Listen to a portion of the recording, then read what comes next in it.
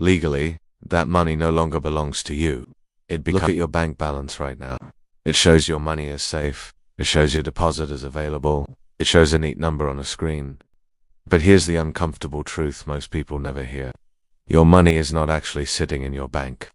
In fact, the moment you deposit cash, the bank immediately starts using it to make far more money than they'll ever give you in interest.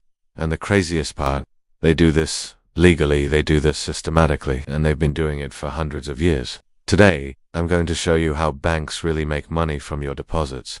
Not the friendly marketing version, but the real machinery behind the curtain. We'll uncover why banks don't need your permission to use your money, how a small deposit can multiply into massive profits, the hidden risks you unknowingly accept, and why this system keeps repeating the same financial disasters again and again. But to understand how we got here, we have to go back to the beginning. Because this story didn't start with apps, debit cards, or online banking. It started with gold. Hundreds of years ago, before digital money existed, people stored wealth in physical gold and silver. Gold was heavy. Gold was hard to protect. Gold was expensive to transport. So people began leaving their gold with goldsmiths, craftsmen who already owned secure vaults. The goldsmith would give you a paper receipt. That receipt said, "I owe you this much gold." At first, the goldsmith was just a storage provider. But then, something strange happened. They noticed that most people never came back at the same time to withdraw their gold. On any given day, only a small fraction of depositors actually wanted their gold. So the goldsmith asked himself a dangerous question. What if I lend out some of this gold, while everyone else believes it's still sitting in the vault? And just like that, modern banking was born. The goldsmith realized something powerful. If 100 people deposit gold, only maybe 5 or 10 will withdraw at once.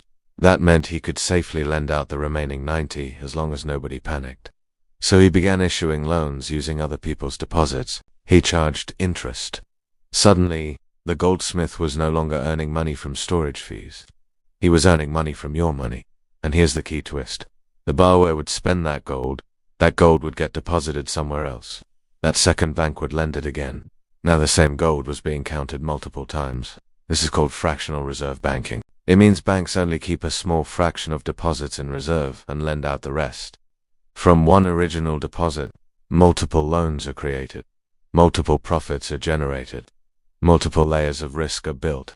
And governments didn't stop this, they legalized it. Fast forward to the 20th century. Governments created central banks. Paper money replaced gold. Then digital money replaced paper. Now banks didn't even need physical cash anymore. When you deposit money today, something very important happens. It becomes the bank's asset. What you earn instead is a promise, an IOU. The bank owes you that amount, but they are free to use the actual funds however they want. Here's how the money machine works. Let's say you deposit $1,000. The bank might only keep $100 as reserves. The remaining $900 is loaned out.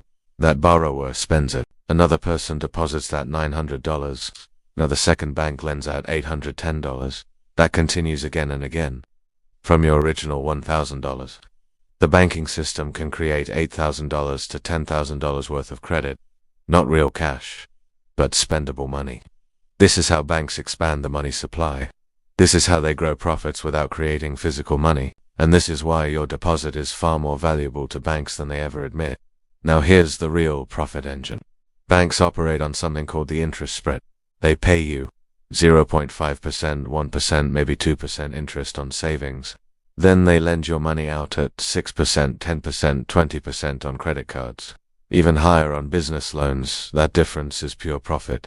You supply the capital. They take the risk control. They keep most of the reward. But it goes deeper. Because banks don't only lend your deposits once. They reuse them. They leverage them. They bundle them into financial products. They sell them to investors. They create layers of profit on top of your original money. And you still earn the same tiny interest. Now you might be thinking, but banks are safe, right? That's what we're taught. But the safety doesn't come from banks being careful. It comes from government backstops. Deposit insurance exists because banks cannot survive if everyone withdraws at once. If all customers demanded their money tomorrow, the system would collapse instantly. This is called a bank run, and it has happened again and again throughout history, because the system depends on one fragile assumption, that most people won't ask for their money at the same time. Trust is the foundation.